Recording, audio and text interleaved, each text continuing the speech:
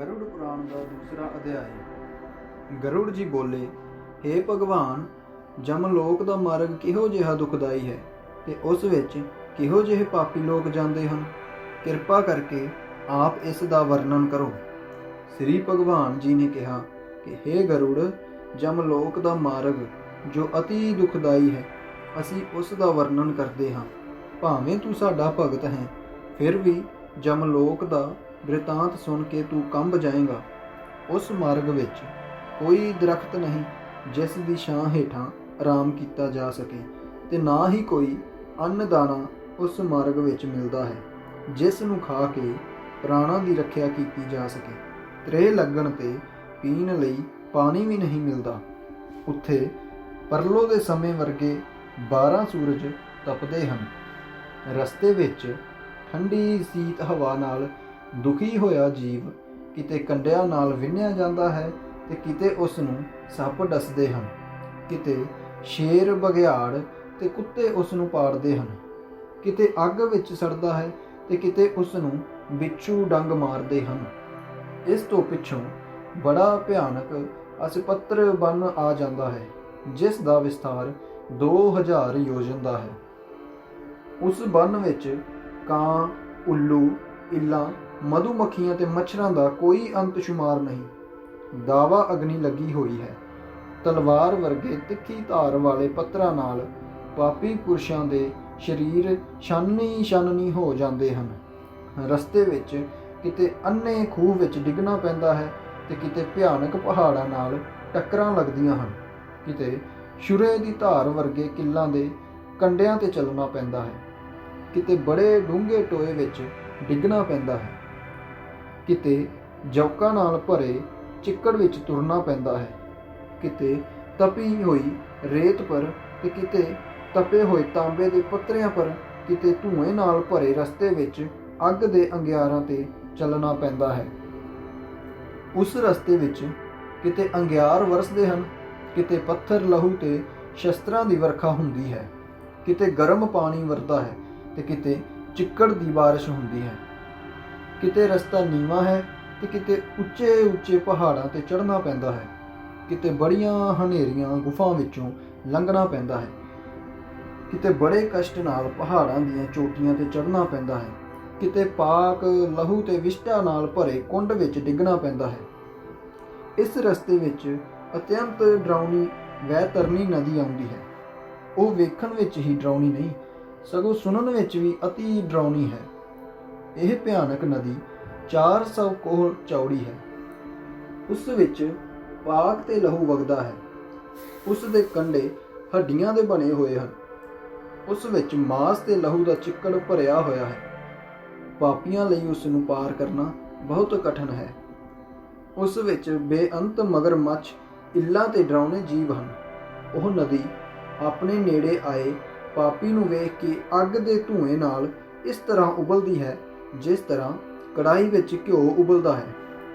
ਉਹ ਨਦੀ ਸੂਈ ਵਰਗੇ ਮੂੰਹਾਂ ਵਾਲੇ ਕੀੜਿਆਂ ਨਾਲ ਭਰੀ ਹੋਈ ਹੈ ਤੇ ਬੱਜਰ ਸਮਾਨ ਚੁੰਝਾਂ ਵਾਲੇ ਗਿੱਧਾਂ, ਕਾਵਾਂ, ਮਗਰਮੱਛਾਂ, ਜੋਕਾਂ, ਕਛੂਆਂ ਤੇ ਮਾਸਾਹਾਰੀ ਜੀਵਾਂ ਨਾਲ ਭਰਪੂਰ ਹੈ। ਉਸ ਨਦੀ ਵਿੱਚ ਪਏ ਹੋਏ ਪਾਪੀ ਜੀਵ ਹਾਏ ਭਰਾ, ਹਾਏ ਪੁੱਤਰ, ਹਾਏ ਪਿਤਾ ਇਸ ਤਰ੍ਹਾਂ ਕਹਿ ਕੇ ਚੀਕ ਪੁਕਾਰ ਕਰਦੇ ਹਨ। ਜਦੋਂ ਉਹਨਾਂ ਨੂੰ ਭੁੱਖ ਪਿਆਸ ਲੱਗਦੀ ਹੈ ਤਾਂ ਜਮਦੂਤ ਉਹਨਾਂ ਨੂੰ ਪੀਣ ਲਈ ਲਹੂ ਦਿੰਦੇ ਹਨ, ਕਿਉਂਕਿ ਉਸ ਨਦੀ ਵਿੱਚ ਝੱਗ ਵਾਲਾ ਲਹੂ ਹੀ ਹੁੰਦਾ ਹੈ। ਉਹ ਨਦੀ ਬੜੀ ਭਿਆਨਕ ਆਵਾਜ਼ ਨਾਲ ਗਰਜਦੀ ਹੈ। ਉਸ ਵੱਲ ਵੇਖਿਆ ਵੀ ਨਹੀਂ ਜਾਂਦਾ। ਇਹੋ ਜਿਹੀ ਭਿਆਨਕ ਨਦੀ ਨੂੰ ਵੇਖ ਕੇ ਪਾਪੀ ਜੀਵ ਬੇਹੋਸ਼ ਹੋ ਜਾਂਦੇ ਹਨ। ਉਸ ਨਦੀ ਵਿੱਚ ਬਹੁਤ ਸਾਰੇ ਬਿੱਛੂ ਤੇ ਕਾਲੇ ਸੱਪ ਹੁੰਦੇ ਹਨ। ਉਹਨਾਂ ਤੋਂ ਬਚਣ ਦਾ ਕੋਈ ਉਪਾਅ ਨਹੀਂ ਹੁੰਦਾ। ਉਸ ਵੈਤਰਨੀ ਨਦੀ ਵਿੱਚ ਇੰਨੀਆਂ ਘੁੰਮਣ ਘੇਰੀਆਂ ਪੈਂਦੀਆਂ ਹਨ ਜਿਸ ਵਿੱਚ ਪਾਪੀ ਜੀਵ ਡਿੱਗਦਿਆਂ ਹੀ ਇੱਕਦਮ ਪਤਾਲ ਵਿੱਚ ਚਲੇ ਜਾਂਦੇ ਹਨ ਤੇ ਇੱਕ ਪਲ ਵਿੱਚ ਫਿਰ ਉੱਪਰ ਆ ਜਾਂਦੇ ਹਨ। ਉਹ ਨਦੀ ਪਾਪੀਆਂ ਨੂੰ ਡੋਬਣ ਲਈ ਹੀ ਬਣਾਈ ਗਈ ਹੈ। ਉਸ ਦਾ ਕੋਈ ਕੰਢਾ ਵਿਖਾਈ ਨਹੀਂ ਦਿੰਦਾ। ਉਹ ਬਹੁਤ ਭਿਆਨਕ ਹੈ ਤੇ ਉਸ ਨੂੰ ਪਾਰ ਨਹੀਂ ਕੀਤਾ ਜਾ ਸਕਦਾ। ਇਹਨਾਂ ਦੁੱਖਾਂ ਨਾਲ ਭਰੇ ਜਮ ਮਾਰਗ ਵਿੱਚ ਰੋਂਦੇ ਚੀਕਦੇ ਪਾਪੀ ਤੁਰੇ ਜਾਂਦੇ ਹਨ। ਜਮਦੂਤ ਕਿਸੇ ਨੂੰ ਫਾਂਸੀ ਵਿੱਚ ਬੰਨ੍ਹ ਕੇ ਤੇ ਕਿਸੇ ਦੇ ਕੰਨ ਵਿੱਚ ਰੱਸੀ ਪਾ ਕੇ ਤੇ ਕਿਸੇ ਨੂੰ ਕਾਲ ਦੀ ਫਾਹੀ ਵਿੱਚ ਬੰਨ੍ਹ ਕੇ ਖਿੱਚੀ ਲਈ ਜਾਂਦੇ ਹਨ। ਕਿਸੇ ਨੂੰ ਕਾਂ ਦੀ ਚੁੰਝ ਨਾਲ ਘਸੀਟਦੇ ਹਨ। ਜਮਦੂਤ ਕਿਸੇ ਦੇ ਗਲ, ਹੱਥ, ਪੈਰ ਤੇ ਪਿੱਠ ਵਿੱਚ ਸੰਗਲ ਬੰਨ੍ਹ ਕੇ ਤੇ ਸਰੀਰ ਤੇ ਲੋਹਾ ਲੱਦ ਕੇ ਲੈ ਜਾਂਦੇ ਹਨ। ਜਮਦੂਤ ਪਾਪੀਆਂ ਨੂੰ ਰਸਤੇ ਵਿੱਚ ਲੋਹੇ ਦੇ ਡੰਡਿਆਂ ਨਾਲ ਮਾਰਦੇ ਹਨ। ਇਸ ਮਾਰ ਨਾਲ ਉਹਨਾਂ ਦੇ ਮੂੰਹਾਂ ਵਿੱਚੋਂ ਲਹੂ ਵਗਦਾ ਹੈ। ਉਸੇ ਲਹੂ ਨੂੰ ਉਹ ਪਾਪੀ ਪੀਂਦੇ ਹਨ। ਆਪਣੇ ਕੀਤੇ ਹੋਏ ਬੁਰੇ ਕਰਮਾਂ ਨੂੰ ਸੋਚਦੇ ਗਿਲਾਨੀ ਨਾਲ ਭਰੇ ਹੋਏ ਤੇ ਬੜੇ ਕਸ਼ਟ ਸਹਿੰਦੇ ਹੋਏ ਪਾਪੀ ਜਮਲੋਕ ਨੂੰ ਜਾਂਦੇ ਹਨ। ਇੰਨਾ ਦੁੱਖ ਪਾਉਣ ਤੇ ਵੀ ਉਹ ਮੂਰਖ ਰਸਤੇ ਵਿੱਚ ਹਾਏ ਪੁੱਤਰ ਕਹਿ ਕੇ ਹਾਹਾਕਾਰ ਕਰਦੇ ਹਨ। ਉਹ ਕਹਿੰਦੇ ਹਨ ਕਿ ਸਾਡੇ ਬੜੇ ਭਾਰੀ ਪੁੰਨ ਸਨ, ਜਿਸ ਕਰਕੇ ਸਾਨੂੰ ਮਨੁੱਖਾ ਜਨਮ ਮਿਲਿਆ ਸੀ। ਇਹੋ ਜਿਹਾ ਉੱਤਮ ਜਨਮ ਪ੍ਰਾਪਤ ਕਰਕੇ ਵੀ ਅਸਾਂ ਕੋਈ ਧਰਮ ਦਾ ਕਾਰਜ ਨਹੀਂ ਕੀਤਾ। ਇਹ ਮੈਂ ਕੀ ਕੀਤਾ? ਮੈਂ ਕਿਸੇ ਲੋੜਵੰਦ ਨੂੰ ਕਦੀ ਦਾਨ ਨਹੀਂ ਸੀ ਦਿੱਤਾ, ਹੋਮ ਜਗ ਨਹੀਂ ਕੀਤਾ, ਨਾ ਦੇਵੀ ਦੇਵਤਿਆਂ ਦੀ ਪੂਜਾ ਕੀਤੀ ਤੇ ਨਾ ਵਿਧੀ ਪੂਰਵਕ ਤੀਰਥਾਂ ਦੀ ਯਾਤਰਾ ਹੀ ਕੀਤੀ। ਇਸ ਲਈ ਹੇ ਜੀਵ, ਜਿਹੋ ਜਿਹੇ ਤੂੰ ਕਰਮ ਕੀਤੇ ਹਨ ਉਹੋ ਜਿਹੇ ਫਲ ਭੋਗ। ਹੇ ਜੀਵ, ਤੂੰ ਨਾ ਕਦੀ ਬ੍ਰਾਹਮਣਾਂ ਦੀ ਪੂਜਾ ਕੀਤੀ, ਨਾ ਗੰਗਾ ਜਮਨਾ ਤੀਰਥਾਂ ਤੇ ਇਸ਼ਨਾਨ ਕੀਤਾ, ਨਾ ਭਲੇ ਪੁਰਸ਼ਾਂ ਦੀ ਸੇਵਾ ਕੀਤੀ ਤੇ ਨਾ ਕੋਈ ਪਰਉਪਕਾਰ ਦਾ ਕੰਮ ਕੀਤਾ। ਇਸ ਲਈ ਹੇ ਜੀਵ, ਜੋ ਕਰਮ ਤੂੰ ਕੀਤੇ ਹਨ ਹੁਣ ਉਹਨਾਂ ਦਾ ਫਲ ਭੋਗ। ਨਿਰਜਲ ਦੇਸ਼ ਵਿੱਚ ਮਨੁੱਖਾਂ ਤੇ ਪੰਛੀਆਂ ਲਈ ਤੂੰ ਕੋਈ ਪਾਣੀ ਦਾ ਪ੍ਰਬੰਧ ਨਹੀਂ ਕੀਤਾ ਤੇ ਨਾ ਹੀ ਬ੍ਰਾਹਮਣਾਂ ਤੇ ਗਊਆਂ ਦੀ ਸੇਵਾ ਹੀ ਕੀਤੀ ਹੈ। ਇਸ ਲਈ ਹੇ ਜੀਵ, ਜੈਸਾ ਤੂੰ ਕਰਮ ਕੀਤਾ ਹੈ ਉਹੋ ਜਿਹਾ ਫਲ ਭੋਗ। ਤੂੰ ਅੰਨ ਆਦਿ ਦਾ ਦਾਨ ਵੀ ਨਹੀਂ ਕੀਤਾ, ਨਾ ਗਊਆਂ ਨੂੰ ਘਾਹ ਆਦਿ ਦਾ ਦਾਨ ਦਿੱਤਾ, ਨਾ ਵੇਦਾਂ ਤੇ ਸ਼ਾਸਤਰਾਂ ਦੇ ਬਚਨਾਂ ਨੂੰ ਸੱਚ ਕਰਕੇ ਮੰਨਿਆ, ਨਾ ਤੂੰ ਪੁਰਾਣਾਂ ਦੀ ਕਥਾ ਸੁਣੀ ਤੇ ਨਾ ਹੀ ਕਿਸੇ ਵਿਦਵਾਨ ਦੀ ਪੂਜਾ ਹੀ ਕੀਤੀ। ਇਸ ਲਈ ਹੇ ਜੀਵ, ਜੋ ਕਰਮ ਤੂੰ ਕੀਤੇ ਹਨ ਉਹਨਾਂ ਦਾ ਫਲ ਭੋਗ। ਇਸਤਰੀਆਂ ਕਹਿੰਦੀਆਂ ਹਨ ਕਿ ਨਾ ਅਸੀਂ ਆਪਣੇ ਪਤੀ ਦੇ ਚੰਗੇ ਬਚਨਾਂ ਦਾ ਪਾਲਨ ਕੀਤਾ, ਨਾ ਪ੍ਰਤੀਬ੍ਰਤ ਧਰਮ ਨੂੰ ਪਾਲਿਆ, ਨਾ ਗੁਰੂ ਦੇ ਤੁਲ ਉਹਨਾਂ ਦਾ ਸਨਮਾਨ ਕੀਤਾ। ਇਸ ਲਈ ਹੇ ਜੀਵ, ਜਿਹੋ ਜਿਹਾ ਕਰਮ ਕੀਤਾ ਹੈ ਉਹੋ ਜਿਹਾ ਫਲ ਭੋਗ। ਨਾ ਤਾਂ ਅਸਾਂ ਬੁੱਧੀ ਨਾਲ ਆਪਣੇ ਪਤੀ ਦੀ ਸੇਵਾ ਕੀਤੀ, ਨਾ ਪਤੀ ਦੇ ਗੁਜ਼ਰ ਜਾਣ ਤੇ ਉਸ ਨਾਲ ਸਤੀ ਹੋਈ, ਨਾ ਵਿਧਵਾ ਹੋਣ ਤੇ ਵਿਧਵਾ ਧਰਮ ਦਾ ਪਾਲਨ ਕੀਤਾ। ਇਸ ਲਈ ਹੇ ਜੀਵ, ਆਪਣੇ ਕੀਤੇ ਕਰਮਾਂ ਦਾ ਫਲ ਹੁਣ ਭੋਗ। ਚੰਦਰਾਇਨ ਆਦਿ ਜੋ ਮਹੀਨੇ ਦੇ ਵਰਤ ਹਨ ਉਹ ਵੀ ਮੈਂ ਵਿਸਥਾਰ ਤੇ ਨਿਯਮ ਨਾਲ ਕਰਕੇ ਆਪਣੇ ਸਰੀਰ ਨੂੰ ਨਹੀਂ ਸੁਕਾਇਆ। ਪੂਰਵ ਜਨਮ ਦੇ ਪਾਪ ਕਰਮਾਂ ਦੇ ਕਰਨ ਕਰਕੇ ਇਹ ਦੁਖਦਾਈ ਨਾਰੀ ਦਾ ਸਰੀਰ ਮਿਲਿਆ ਸੀ, ਪਰ ਇਸ ਸਰੀਰ ਨੂੰ ਮੈਂ ਵਿਅਰਥ ਹੀ ਗਵਾ ਦਿੱਤਾ।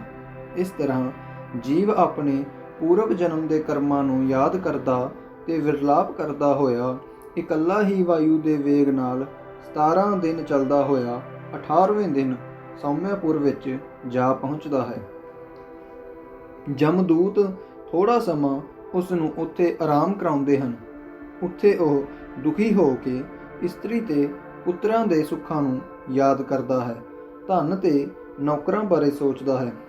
ਉੱਥੇ ਜਮਦੂਤ ਉਸ ਨੂੰ ਕਹਿੰਦੇ ਹਨ, ਤੇਰਾ ਉਹ ਧਨ, ਪੁੱਤਰ, ਇਸਤਰੀ, ਮਿੱਤਰ ਤੇ ਸੰਬੰਧੀ ਆਦਿ ਕਿੱਥੇ ਹਨ? ਹੇ ਮੂਰਖ, ਤੂੰ ਆਪਣੇ ਕੀਤੇ ਕਰਮਾਂ ਦਾ ਫਲ ਭੋਗਣ ਲਈ ਬਹੁਤ ਦਿਨ ਇਸ ਮਾਰਗ ਤੇ ਚੱਲ।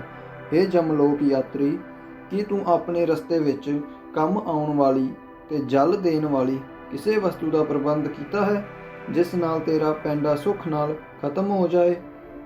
ਕੀ ਤੂੰ ਜਮਰਾਜ ਤੇ ਸਾਡੇ ਬਲ ਨੂੰ ਨਹੀਂ ਜਾਣਦਾ ਕਿ ਬਿਨਾਂ ਕਿਸੇ ਦੁੱਖ ਦੇ ਜਮਰਾਜ ਪਾਸ ਚੱਲਣ ਦਾ ਯਤਨ ਕਰਦਾ? ਜਿਸ ਰਸਤੇ ਤੇ ਤੂੰ ਜਾਏਗਾ ਉਹ ਰਸਤਾ ਤੇਰੇ ਲਈ ਨਿਸ਼ਚਿਤ ਹੈ, ਉਸ ਨੂੰ ਕੋਈ ਬਦਲ ਨਹੀਂ ਸਕਦਾ। ਕੀ ਤੂੰ ਉਸ ਪ੍ਰਸਿੱਧ ਮਾਰਗ ਨੂੰ ਨਹੀਂ ਜਾਣਦਾ ਜਿਸ ਨੂੰ ਬਾਲਕ ਤੇ ਬ੍ਰਿਧ ਸਭ ਜਾਣਦੇ ਹਨ? ਕੀ ਤੂੰ ਬ੍ਰਾਹਮਣਾਂ ਤੋਂ ਕਦੀ ਪੁਰਾਣਾਂ ਦੇ ਬਚਨ ਨਹੀਂ ਸੁਣੇ? ਇਹ ਕਹਿ ਕੇ ਜਮਦੂਤ ਉਸ ਨੂੰ ਮੁਗਦਰਾ ਨਾਲ ਮਾਰਦੇ ਹਨ ਤੇ ਨੱਠਦੇ ਭੱਜਦੇ ਉਸ ਪ੍ਰਾਣੀ ਨੂੰ ਫੜ ਕੇ ਰੱਸੀਆਂ ਨਾਲ ਬੰਨ੍ਹ ਕੇ ਖਿੱਚਦੇ ਹਨ। ਇਸ ਥਾਂ ਤੇ ਪੁੱਤਰਾਂ ਜਾਂ ਪੋਤਰਿਆਂ ਦੇ ਸਨੇਹ ਪੂਰਵਕ ਜਾਂ ਕਿਰਪਾ ਪੂਰਵਕ ਦਿੱਤੇ ਹੋਏ ਮਾਸਕ ਪਿੰਡ ਨੂੰ ਖਾ ਕੇ ਉਹ ਜੀਵ ਸਹੁਰੇਪੁਰ ਨੂੰ ਜਾਂਦਾ ਹੈ। ਉੱਥੇ ਕਾਲ ਦਾ ਰੂਪ ਜੰਗਮ ਨਾਂ ਦਾ ਰਾਜਾ ਹੈ। ਉਸ ਨੂੰ ਵੇਖ ਕੇ ਉਹ ਡਰਦਾ ਮਾਰਾ ਕੁਝ ਵਿਸਰਾਮ ਕਰਨਾ ਚਾਹੁੰਦਾ ਹੈ।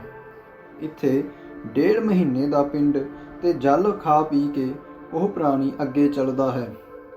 ਫਿਰ ਜਲਦੀ ਹੀ ਨਗੇਂਦਰ ਭਵਨ ਨਾਂ ਦੇ ਪੁਰ ਵਿੱਚ ਪਹੁੰਚਦਾ ਹੈ, ਜਿੱਥੇ ਭਿਆਨਕ ਬਨਾਂ ਨੂੰ ਵੇਖ ਕੇ ਉਹ ਦੁਖੀ ਹੋ ਕੇ ਰੋਂਦਾ ਹੈ। ਉੱਥੇ ਜਮਦੂਤ ਉਸ ਨੂੰ ਬਾਰ-ਬਾਰ ਖਿੱਚਦੇ ਹਨ ਤੇ ਉਹ ਤੜਫਦਾ ਹੈ ਤੇ ਰੋਂਦਾ ਹੈ। 2 ਮਹੀਨੇ ਬੀਤਣ ਤੇ ਪੁੱਤਰਾਂ ਵੱਲੋਂ ਦਿੱਤੇ ਗਏ ਦੂਸਰੇ ਪਿੰਡ ਨੂੰ ਖਾ ਕੇ ਉਹ ਜਮਦੂਤਾਂ ਦਾ ਖਿੱਚਿਆ ਹੋਇਆ ਦੁੱਖ ਨਾਲ ਅੱਗੇ ਵੱਧਦਾ ਹੈ ਤੇ ਤੀਸਰੇ ਮਹੀਨੇ ਵਿੱਚ ਗੰਧਰਵਪੁਰ ਵਿੱਚ ਜਾ ਪਹੁੰਚਦਾ ਹੈ। ਉੱਥੇ ਤੀਸਰੇ ਮਹੀਨੇ ਦੇ ਪਿੰਡ ਨੂੰ ਖਾ ਕੇ ਅੱਗੇ ਚੱਲਦਾ ਹੈ। ਫਿਰ ਉਹ ਪ੍ਰਾਣੀ ਚੌਥੇ ਮਹੀਨੇ ਵਿੱਚ ਸ਼ੈਲਾਗਮਪੁਰ ਵਿੱਚ ਜਾ ਪਹੁੰਚਦਾ ਹੈ। ਉੱਥੇ ਉਸ ਪ੍ਰੇਤ ਆਤਮਾ ਤੇ ਬਹੁਤ ਸਾਰੇ ਪੱਥਰ ਵਰਸਦੇ ਹਨ। ਉੱਥੇ ਚੌਥੇ ਮਹੀਨੇ ਦੇ ਪਿੰਡ ਨੂੰ ਖਾ ਕੇ ਕੁਝ ਸੁਖੀ ਹੁੰਦਾ ਹੈ। ਫਿਰ 5ਵੇਂ ਮਹੀਨੇ ਵਿੱਚ ਕ੍ਰੌਂਚਪੁਰ ਵਿੱਚ ਪਹੁੰਚਦਾ ਹੈ। ਉੱਥੇ ਪੁੱਤਰ ਆਦਿਕਾਂ ਵੱਲੋਂ ਦਿੱਤੇ ਹੋਏ 5ਵੇਂ ਮਹੀਨੇ ਦੇ ਪਿੰਡ ਨੂੰ ਖਾ ਕੇ ਕਰੂਰਪੁਰ ਨੂੰ ਜਾਂਦਾ ਹੈ। ਉੱਥੇ 5.5 ਮਹੀਨੇ ਦੇ ਦਿੱਤੇ ਹੋਏ ਨਿਊਨ ਸ਼ਟਮਾਸਾ ਦੇ ਪਿੰਡ ਨੂੰ ਖਾ ਕੇ ਅੱਧਾ ਮੁਹੂਰਤ ਆਰਾਮ ਕਰਕੇ ਕੰਬਦਾ ਹੋਇਆ ਦੁੱਖ ਨਾਲ ਉਸ ਪੁਰ ਨੂੰ ਛੱਡ ਕੇ ਜਮਦੂਤਾਂ ਹੱਥੋਂ ਦੁਖੀ ਹੋਇਆ ਚਿੱਤਰ ਭਵਨ ਨਾਂ ਦੇ ਪੁਰ ਵਿੱਚ ਪਹੁੰਚਦਾ ਹੈ, ਜਿੱਥੇ ਪਿੰਡ ਤੇ ਜਲ ਖਾ ਪੀ ਕੇ ਅੱਗੇ ਚੱਲਦਾ ਹੈ। ਉੱਥੇ ਜਮ ਦਾ ਛੋਟਾ ਭਰਾ ਵਿਚਿੱਤਰ ਨਾਂ ਦਾ ਰਾਜਾ ਰਾਜ ਕਰਦਾ ਹੈ। ਉਸ ਅਤੀ ਭਿਆਨਕ ਰਾਜੇ ਨੂੰ ਵੇਖ ਕੇ ਜਦੋਂ ਉਹ ਡਰ ਨਾਲ ਭੱਜਦਾ ਹੈ, ਤਦ ਉਸ ਦੇ ਸਾਹਮਣੇ ਬੇੜੀ ਦੇ ਮਲਾਹ ਆ ਕੇ ਇਹ ਕਹਿੰਦੇ ਹਨ ਕਿ ਅਸੀਂ ਤੈਨੂੰ ਮਹਾਨਦੀ ਵੈਤਰਨੀ ਤੋਂ ਪਾਰ ਲੈ ਜਾਣ ਲਈ ਬੇੜੀ ਲੈ ਕੇ ਆਏ ਹਾਂ। ਜੇ ਤੇਰਾ ਪੁੰਨ ਇਸ ਯੋਗ ਹੈ ਤਾਂ ਤੂੰ ਇਸ ਬੇੜੀ ਤੇ ਬੈਠ ਸਕਦਾ ਹੈ। ਗਿਆਨੀਆਂ ਦੇ ਦਾਨ ਨੂੰ ਵਿਤਰਨ ਕਿਹਾ ਹੈ। ਉਸ ਦੇ ਬਲ ਨਾਲ ਹੀ ਇਹ ਨਦੀ ਪਾਰ ਕੀਤੀ ਜਾ ਸਕਦੀ ਹੈ। ਇਸੇ ਲਈ ਇਸ ਦਾ ਨਾਮ ਵੈਤਰਨੀ ਨਦੀ ਹੈ। ਜੇ ਤੂੰ ਗਊ ਦਾਨ ਕੀਤੀ ਹੈ ਤਾਂ ਇਹ ਬੇੜੀ ਤੇਰੇ ਲਈ ਆ ਸਕਦੀ ਹੈ, ਨਹੀਂ ਤਾਂ ਨਹੀਂ। ਮਲਾਹਾਂ ਦੇ ਇਹ ਬਚਨ ਸੁਣ ਕੇ ਪਾਪੀ ਹਾਏ ਦੇਵ ਇਹੋ ਜਿਹੇ ਸ਼ਬਦ ਕਹਿੰਦਾ ਹੈ। ਇਸ ਪਾਪੀ ਨੂੰ ਵੇਖ ਕੇ ਉਹ ਨਦੀ ਉਬਲਦੀ ਹੈ ਤੇ ਦਾਨ ਨਾ ਦੇਣ ਕਰਕੇ ਉਹ ਪਾਪੀ ਉਸ ਨਦੀ ਵਿੱਚ ਡੁੱਬ ਜਾਂਦਾ ਹੈ। ਤਦ ਆਕਾਸ਼ ਵਿੱਚ ਰਹਿੰਦੇ ਜਮਦੂਤ ਉਸ ਦੇ ਮੂੰਹ ਵਿੱਚ ਕੁੰਡਾ ਪਾ ਕੇ ਉਸ ਨੂੰ ਇਉਂ ਖਿੱਚ ਲੈਂਦੇ ਹਨ ਜਿਵੇਂ ਕੁੰਡੀ ਵਿੱਚ ਫਸੀ ਮੱਛੀ ਨੂੰ ਸ਼ਿਕਾਰੀ ਖਿੱਚ ਲੈਂਦਾ ਹੈ। ਉੱਥੇ ਉਹ ਨਦੀ ਤੋਂ ਪਾਰ 6ਵੇਂ ਮਹੀਨੇ ਪਿੰਡ ਨੂੰ ਖਾ ਕੇ ਰੋਂਦਾ ਚੀਕਦਾ ਤੇ ਭੁੱਖ ਪਿਆਸ ਨਾਲ ਦੁਖੀ ਹੋਇਆ ਅੱਗੇ ਚੱਲਦਾ ਹੈ ਤੇ 7ਵੇਂ ਮਹੀਨੇ ਵਿੱਚ ਵਹਿਵਾਪਦਪੁਰ ਵਿੱਚ ਜਾ ਪਹੁੰਚਦਾ ਹੈ। ਉੱਥੇ ਪੁੱਤਰ ਆਦਿਕਾਂ ਦਾ ਦਿੱਤਾ ਹੋਇਆ 7ਵੇਂ ਮਹੀਨੇ ਦਾ ਪਿੰਡ ਖਾ ਕੇ ਉਸ ਪੁਰ ਨੂੰ ਛੱਡ ਕੇ ਆਕਾਸ਼ ਮਾਰਗ ਵਿੱਚ ਚੱਲਦਾ ਹੋਇਆ ਦੁਖਦਪੁਰ ਵਿੱਚ ਪਹੁੰਚਦਾ ਹੈ। ਇਹ ਗਰੁੜ ਉੱਥੇ ਵੀ ਉਹ ਕਈ ਤਰ੍ਹਾਂ ਦੇ ਦੁੱਖ ਭੋਗਦਾ ਹੈ। ਫਿਰ 8ਵੇਂ ਮਹੀਨੇ ਦਾ ਪਿੰਡ ਖਾ ਕੇ ਅੱਗੇ ਚੱਲਦਾ ਹੋਇਆ ਉਹ ਪ੍ਰੇਤ 9ਵੇਂ ਮਹੀਨੇ ਦੇ ਅਖੀਰ ਤੇ ਨਾਨਾਕਰੰਦਪੁਰ ਵਿੱਚ ਪਹੁੰਚਦਾ ਹੈ। ਉੱਥੇ ਕਈ ਤਰ੍ਹਾਂ ਨਾਲ ਆਕਰੰਦ ਗਣਾਂ ਨੂੰ ਰੋਂਦੇ ਚੀਕਦੇ ਵੇਖ ਕੇ ਉਹ ਆਪ ਵੀ ਸੁੰਨ ਹੋ ਕੇ ਦੁੱਖ ਨਾਲ ਰੋਣ ਲੱਗਦਾ ਹੈ। ਫਿਰ 9ਵੇਂ ਮਹੀਨੇ ਦਾ ਪਿੰਡ ਖਾ ਕੇ ਜਮਦੂਤਾਂ ਦੀ ਮਾਰ ਖਾਂਦਾ ਹੋਇਆ ਉਸ ਪੁਰ ਨੂੰ ਛੱਡ ਕੇ ਬੜੇ ਕਸ਼ਟ ਨਾਲ 10ਵੇਂ ਮਹੀਨੇ ਵਿੱਚ ਸੁਤਪਤ ਭਵਨ ਵਿੱਚ ਜਾਂਦਾ ਹੈ। ਉੱਥੇ ਪੁੱਤਰ ਆਦਿਕਾਂ ਦੇ ਦਿੱਤੇ ਗਏ ਜਲ ਤੇ ਪਿੰਡ ਨੂੰ ਖਾ ਕੇ ਕੁਝ ਸੁਖੀ ਨਹੀਂ ਹੁੰਦਾ। ਫਿਰ 11ਵੇਂ ਮਹੀਨੇ ਦੇ ਅਖੀਰ ਵਿੱਚ ਰੌਦਰਪੁਰ ਵਿੱਚ ਜਾਂਦਾ ਹੈ। ਉੱਥੇ 11ਵੇਂ ਮਹੀਨੇ ਦੇ ਪੁੱਤਰ ਆਦਿਕਾਂ ਦੇ ਦਿੱਤੇ ਪਿੰਡ ਨੂੰ ਖਾ ਕੇ 11.5 ਮਹੀਨੇ ਵਿੱਚ ਪਯੋਵਰਸ਼ਨ ਨਾਂ ਦੇ ਪੁਰ ਵਿੱਚ ਪਹੁੰਚਦਾ ਹੈ। ਇੱਥੇ ਪ੍ਰੇਤਾਂ ਨੂੰ ਦੁੱਖ ਦੇਣ ਲਈ ਅਤੀ ਭਿਆਨਕ ਬਾਰਿਸ਼ ਹੁੰਦੀ ਹੈ। ਉੱਥੇ ਪੂਰਾ ਸਾਲ ਬੀਤ ਜਾਣ ਤੇ ਸ਼ੀਤਾਸ਼ਮਪੁਰ ਵਿੱਚ ਪਹੁੰਚਦਾ ਹੈ, ਜਿੱਥੇ ਹਿਮਾਲਾ ਪਰਬਤ ਨਾਲੋਂ ਵੀ 100 ਗੁਣਾ ਵਧੇਰੇ ਠੰਡ ਹੁੰਦੀ ਹੈ। ਠੰਡ ਨਾਲ ਦੁਖੀ ਤੇ ਭੁੱਖ ਪਿਆਸ ਨਾਲ ਆਤੁਰ ਹੋਇਆ ਉਹ ਪ੍ਰਾਣੀ ਚਾਰੇ ਪਾਸੇ ਵੇਖਦਾ ਹੈ ਕਿ ਇੱਥੇ ਮੇਰਾ ਕੋਈ ਸੰਬੰਧੀ ਵੀ ਹੈ ਜੋ ਮੇਰੇ ਦੁੱਖਾਂ ਨੂੰ ਨਿਵਰਤ ਕਰ ਸਕੇ। ਤਦ ਜਮਦੂਤ ਉਸ ਨੂੰ ਕਹਿੰਦੇ ਹਨ ਕਿ ਤੂੰ ਇਹੋ ਜਿਹਾ ਕਿਹੜਾ ਪੁੰਨ ਕੀਤਾ ਹੈ ਜਿਸ ਦੇ ਪ੍ਰਭਾਵ ਨਾਲ ਤੇਰਾ ਦੁੱਖ ਨਿਵਰਤ ਹੋਵੇ। ਇੱਥੇ ਵਾਰਸਿਕ ਪਿੰਡ ਖਾ ਕੇ ਉਸ ਨੂੰ ਕੁਛ ਸ਼ਾਂਤੀ ਮਿਲਦੀ ਹੈ। ਫਿਰ ਸਾਲ ਦੇ ਅਖੀਰ ਵਿੱਚ ਜਮਲੋਕ ਦੇ ਕੋਲ ਬਹੁਭੀਤਪੁਰ ਵਿੱਚ ਜਾ ਕੇ ਹੱਥ ਜਿੱਡੇ ਸਰੀਰ ਨੂੰ ਛੱਡ ਦਿੰਦਾ ਹੈ ਤੇ ਕਰਮਾਂ ਦਾ ਫਲ ਭੋਗਣ ਲਈ ਉਹ ਆਕਾਸ਼ਚਾਰੀ ਵਾਯੂ ਰੂਪ ਨਾਲ ਕਸ਼ਟ ਸਹਿਣ ਲਈ ਅੰਗੂਠੇ ਜਿੱਡੇ ਸਰੀਰ ਨੂੰ ਗ੍ਰਹਿਣ ਕਰਕੇ ਜਮਦੂਤਾਂ ਦੇ ਨਾਲ ਜਾਂਦਾ ਹੈ। ਸ੍ਰੀ ਵਿਸ਼ਨੂੰ ਭਗਵਾਨ ਜੀ ਕਹਿੰਦੇ ਹਨ, हे ਗਰੁੜ, ਜਿਸ ਨੇ ਅੰਤ ਸਮੇਂ ਔਦਰ ਵਿਦੇਹਿਕ ਦਾਨ ਨਹੀਂ ਕੀਤਾ ਉਹ ਉੱਥੇ ਇਸ ਤਰ੍ਹਾਂ ਪੱਕੇ ਬੰਧਨਾਂ ਵਿੱਚ ਬੱਝਾ ਹੋਇਆ ਬੜੇ ਕਸ਼ਟ ਨਾਲ ਜਾਂਦਾ ਹੈ, ਪਰ ਜਿਸ ਨੇ ਔਦਰ ਵਿਦੇਹਿਕ ਦਾਨ ਦਿੱਤਾ ਹੈ ਉਹ ਬੜੇ ਸੁੱਖ ਨਾਲ ਜਾਂਦਾ ਹੈ। हे ਗਰੁੜ, ਧਰਮਰਾਜ ਦੀ ਪੁਰੀ ਦੇ 4 ਦਰਵਾਜ਼ੇ ਹਨ। ਉਹਨਾਂ ਵਿੱਚੋਂ ਜਿਹੜਾ ਦੱਖਣੀ ਦਵਾਰ ਹੈ ਉਸ ਦਾ ਵਰਣਨ ਹੀ ਅਸੀਂ ਤੈਨੂੰ ਸੁਣਾ ਰਹੇ ਹਾਂ। ਉਸ ਦਵਾਰ ਤੋਂ ਜੋ ਅਤੀ ਭਿਆਨਕ ਭੁੱਖ ਪਿਆਸ ਥਕੇਵੇਂ ਨਾਲ ਜਿਵੇਂ ਪ੍ਰਾਣੀ ਜਾਂਦੇ ਹਨ, ਉਸ ਦਾ ਸਭ ਹਾਲ ਤੈਨੂੰ ਸੁਣਾ ਦਿੱਤਾ ਹੈ। ਹੁਣ ਤੂੰ ਹੋਰ ਕੀ ਸੁਣਨਾ ਚਾਹੁੰਦਾ ਹੈ? ਗਰੁੜ ਪੁਰਾਣ ਦਾ 2ਵਾਂ ਅਧਿਆਇ।